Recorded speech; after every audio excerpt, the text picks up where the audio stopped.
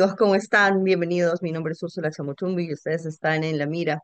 Gracias por acompañarnos en esta nueva transmisión. Ya saben que nos ven gracias a la coordinadora republicana. También nos pueden ver en el portal La Abeja a través del canal BHTV, que está en 29 cable operadoras a nivel nacional. Entonces, hoy día vamos a tener un tema bastante útil que es necesario que conozcamos por si hay que necesitamos ayudar a alguien conocido, lo necesitamos para nosotros mismos. Entonces, vamos a tratar de abordarlo por todas las aristas posibles. Hemos invitado a la abogada especialista en Derecho de Familia, Fiorella Jaimes, para conversar sobre el delito de omisión a la asistencia familiar. ¿Cómo está, doctora? Buenas tardes. ¿Cómo estás, Úrsula? Úrsula, muy buenas tardes. Muchísimas gracias por la invitación. ¿De qué? Eh, mm, Doctora, quería consultarle primero. Ya estamos en la parte en la que ya se estableció una pensión por alimentos, ya de repente el progenitor viene pagando, pero de pronto un mes no lo hizo. Un mes no pagó el monto establecido, no pagó al siguiente, van 2, 3 meses o 2 meses, ¿no? ¿Qué ocurre en ese caso, en el caso de la omisión del pago? Bien, ante la omisión, el incumplimiento, primero debe hacerse por escrito un requerimiento al juez para que le corra traslado al demandado y se le haga el requerimiento de pago. Si a pesar de ello el demandado no responde o en su defecto tampoco cumple con pagar en la vía civil, entonces el juez va a decir que se practique una liquidación de devengados por el periodo de tiempo que ha dejado de cumplir con la obligación alimentaria. Bien, entonces posterior a los devengados, estos devengados ya se dan por consentidos, se va a dar 3 días para que pague el demandado. Si no paga en la vía civil, bajo procedimiento se va a remitir copias a la Fiscalía Penal. La Fiscalía Penal lo va a citar al demandado y va a buscar que mediante el principio de oportunidad puedan llegar a un acuerdo y dividir a esa deuda alimentaria hasta en 9 cuotas. Si el demandado dice, no puedo pagar en 9 cuotas, se me complica o no se quiere aprovechar el principio de oportunidad, entonces ya la fiscalía lo va a remitir al juzgado penal. Y aquí ya hablamos de el proceso penal por el delito de la omisión de la asistencia familiar. Va a citarlo a una nueva audiencia, va a buscar también de que se le pueda dar un fraccionamiento y aquí el juez penal le puede dar hasta en 18 cuotas, más un pago de una reparación civil y más una sentencia que puede ser suspendida si es la primera vez que ha cometido este delito de la omisión de la asistencia familiar y entonces ya empieza a pagar mes a mes. ¿Qué sucede? A ver, también hay casos, ¿no? Donde, doctora, el demandado, si bien es cierto, prometió pagar en 18 cuotas, vamos en la cuota 6, se está retrasando.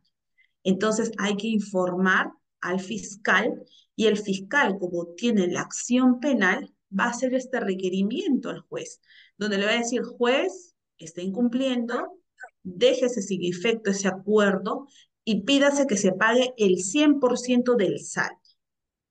Entonces es una situación que al final las pensiones de alimentos van a ser acumuladas y esto va a Claro. generar una deuda, ¿bien?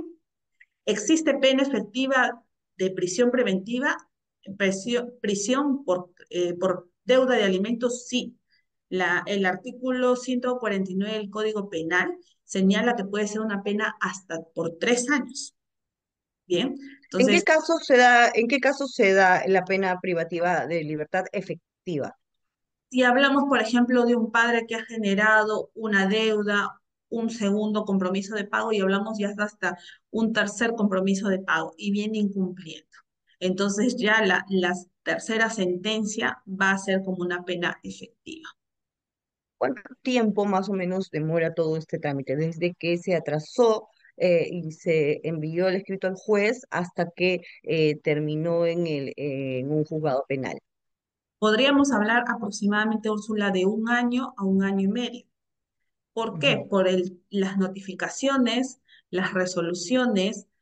Sabemos que de la vía civil pasa a la fiscalía, de la fiscalía va a pasar al juzgado penal y recién ahí va a terminar ya con un fallo, con una sentencia el juez penal. Y en el caso de que el progenitor encargado de la pensión de alimentos y que no está realizando los pagos vaya a cárcel efectiva, luego de cumplida la pena que le hayan impuesto, eh, ¿tiene igual que pagar el monto que adeuda o como ya Claro, pagó cárcel ya no tiene que pagar nada? no, igual va a seguir, va a tener que pagar lo que esté pendiente.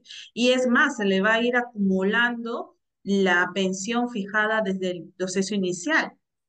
Por Ujú. eso es importante también cuando existe un perjuicio a tu capacidad económica, perdiste el trabajo, no logras encontrar, reinsertarte laboralmente, es importante informar al juzgado o en su defecto solicitar una reducción de alimentos, así como podemos presentar un aumento de alimentos, una extinción de alimentos o una exoneración de alimentos, ¿bien?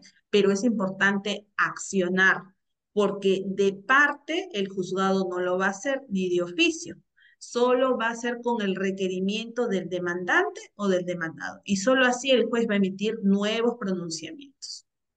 Si el progenitor encargado de pagar los alimentos eh, no se entera o se da por no enterado de las notificaciones, no asiste a los llamados del juez, ni de la fiscalía, ni de nada. Simplemente es como que no le importa y no apareció nunca. En ese caso, ¿qué sucede? Ahí va a tener una orden de captura, porque el juez va a dar por válidamente notificado al domicilio reniego. Por eso es Mm. importante actualizar los datos ante la reniego, porque es el domicilio válido para las futuras notificaciones o en su defecto también al abogado. Pero si ya está el abogado señala y dice, no, yo ya no represento al señor, entonces significa que todas las notificaciones futuras van a llegar a su domicilio reniego y eso es una recomendación que se realiza, ¿no? Actualizar siempre la ficha RENIEC para que luego no haya sorpresas. Y eso se da, por ejemplo, cuando hacen eh, la policía, ¿no? Va, pide documentos o están en la calle y sin darse cuenta dice, no, usted tiene una requisitoria. Y él dice requisitoria, pero ¿de qué? Llega al área de requisitorias y él dice, sí, usted tiene el delito de la omisión de la asistencia familiar y ya se le echó los requerimientos, las notificaciones, usted incumplido. Y pasa Úrsula porque he tenido también clientes bajo esa condición, que ya estaban detenidos, ¿bien? Y luego hemos tenido que solicitar su salida, pero obviamente pues haciendo un pronto pago, porque tampoco no van a salir si es que no hacen un pronto pago, Ujú. al menos de esa deuda. Ok. Y, doctora, ¿cómo se hace el cálculo? Porque si existe, ya sea por un convenio que se hizo entre las partes o por una indicación del juez, ¿no? Existe uno de los progenitores que tiene que pagar alimentos y sucede con el progenitor que no los paga. Es cierto porque se comenta mucho que los dos padres tienen la obligación de mantener a los hijos, por supuesto, pero si en un caso uno es el progenitor, que trabaja, digamos. El otro es el progenitor que no trabaja, sin embargo, cuida a los hijos, pero en general se tiene la idea de que hay que obligar a ese progenitor que no está trabajando y que se está dedicando al cuidado de los hijos a trabajar para que no le pida tanto al otro, al progenitor que sí trabaja. ¿Esto funciona así o no es verdad?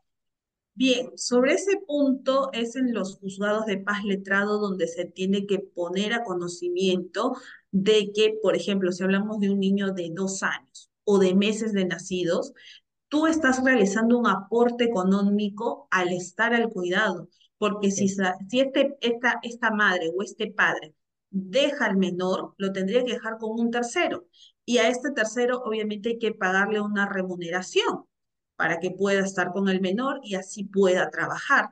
Pero en caso no se pueda dar esa situación, el juez del paz letrado, el juzgado de paz letrado, va a considerar como un aporte económico el cuidado, las atenciones, el velar pues, por las tareas, el acompañamiento diario para que este niño, esta niña, pues esté protegido ante las situaciones que vivimos día a día en nuestro país. Entonces, ¿Qué sí es pasa? un aporte económico y sí debe ser considerado tal cual como el demandado que está cumpliendo con una pensión alimentaria.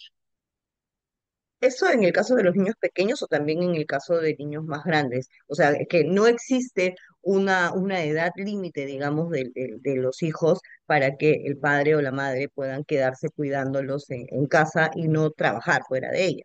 Bueno, definitivamente cuando hablamos de un niño más grande o un adolescente, pues va a necesitar el cuidado de una tercera persona o de la madre, pero ya no es a un 100%. No se puede comparar con un niño menor de 5 años que todavía necesita atenciones, cuidados más exclusivos, ¿no? Tú, por ejemplo, a un hijo adolescente podrías decirle, aquí está la comida, ¿no? O solamente estar viendo qué es lo que está haciendo, pero ya no es de forma íntegra, completa. Entonces, esta madre o este padre podría trabajar un medio tiempo, podría generar también un aporte, ¿no? Entonces, es por ahí la diferencia entre un pequeño que sí tiene un estado de necesidad mayor de atención que un niño o un joven menor de edad, claro está, que ya puede manejar tiempos, puede asumir también responsabilidades dentro de su edad y que obviamente ya es menor el tiempo que necesita de atención. Claro.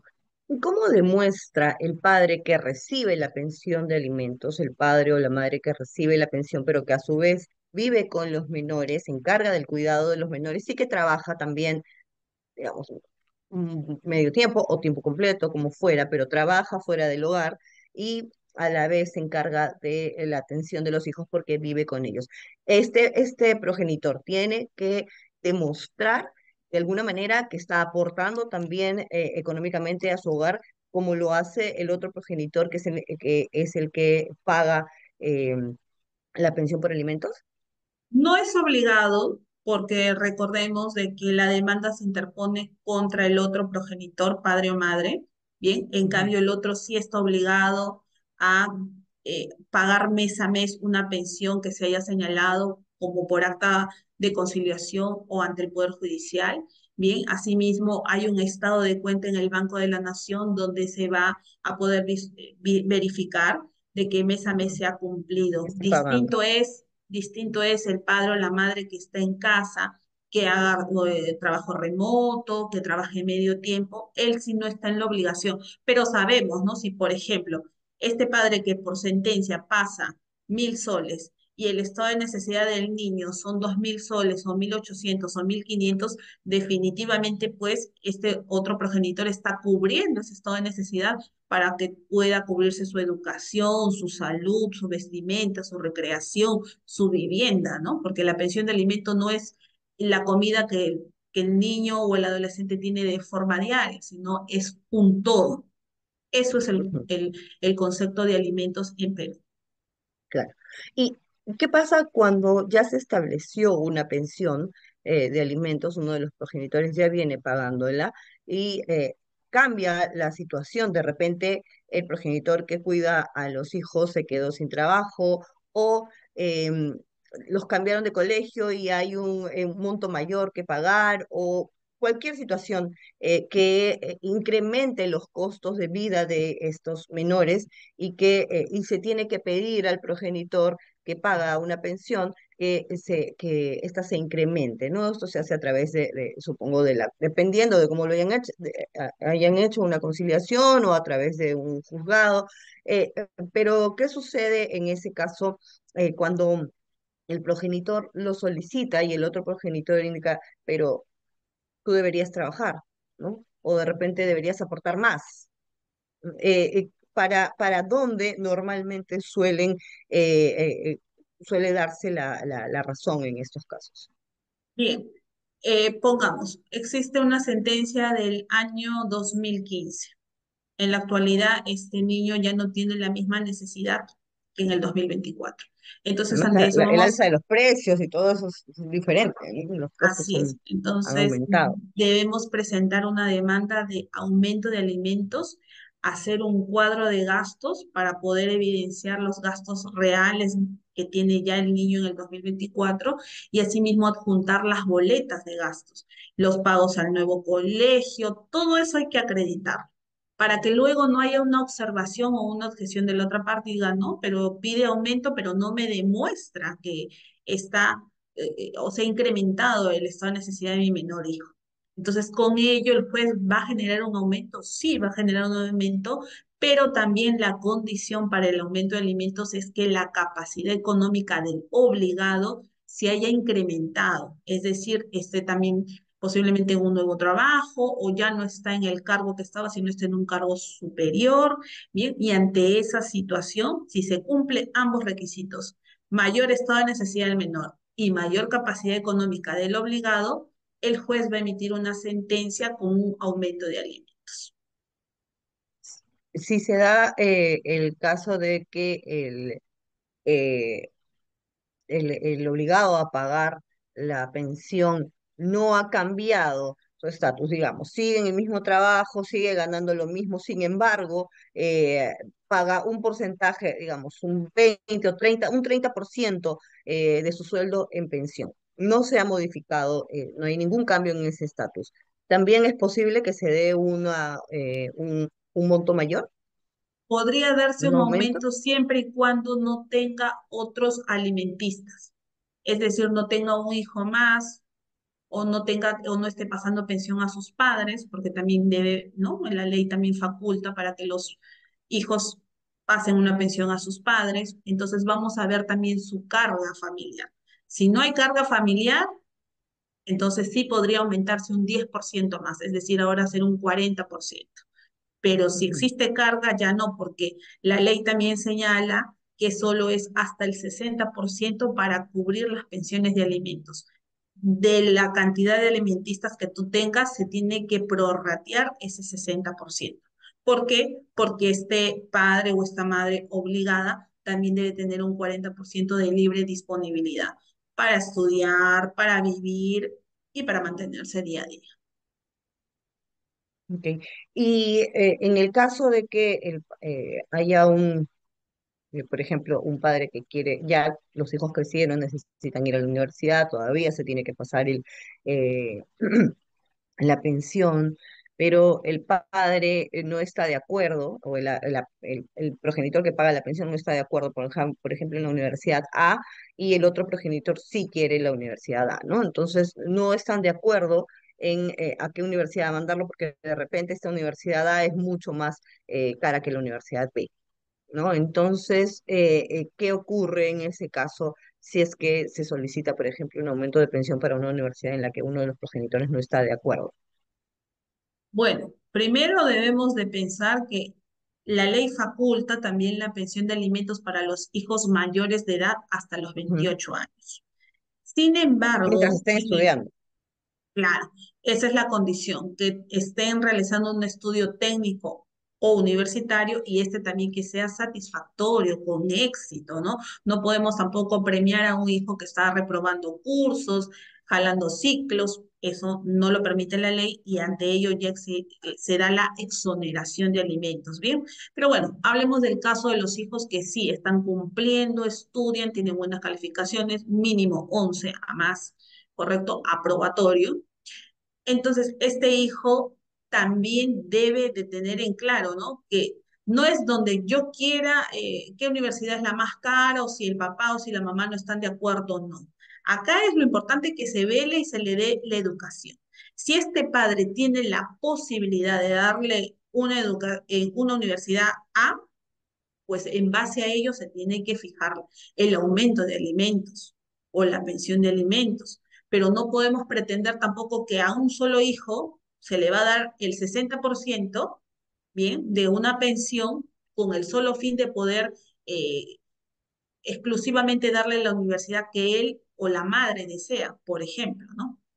Eso no es así, ¿no? Ahora, como te digo, mucho va a depender de la carga si tiene otra carga familiar. Entonces, peor aún, porque ¿de dónde este padre va a cumplir con los otros alimentistas y va a pretender también cumplir con este hijo que quiere una universidad exclusiva, ¿no? O sea, no le está restringiendo ni limitando el derecho a cumplir como padre y darle su educación superior, pero sin embargo tampoco no está bien de que pretenda pues buscar una universidad que definitivamente pongamos, la pensión está a 5.000 soles mensuales y este padre gana pues 6.000 soles.